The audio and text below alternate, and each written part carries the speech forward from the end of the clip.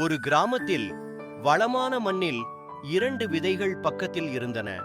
முதல் விதை தன்னிடம் சொன்னது, நான் வளர வேண்டும். என் வேர்களை நிலத்தில் ஆழமாக போடுவேன்.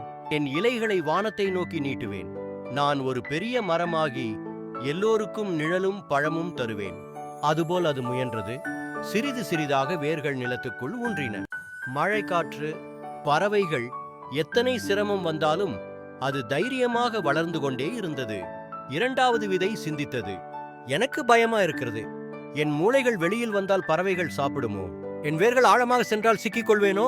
பாதுகாப்பாக மண்ணுக்குள் இருப்பதே நல்லது. அப்படி பயந்து அது வெளியில வரல. ஆண்டுகள் கழிந்தன. முதல் விதை அழகான பெரிய மரமாகியது. குழந்தைகள் அதன் நிழலில் விளையாடினர். பயணிகள் அதன் கீழ் ஓய்வு எடுத்தனர். பறவைகள் அதன் கிளைகளில் கூடுகள் கட்டின. ஆனால் பயந்த விதை மண்ணுக்குள் அழிந்து போய்விட்டது.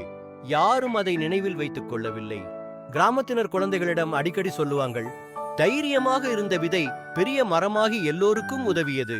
ஆனால் பயந்த விதை ஒருபோதும் வாழவில்லை.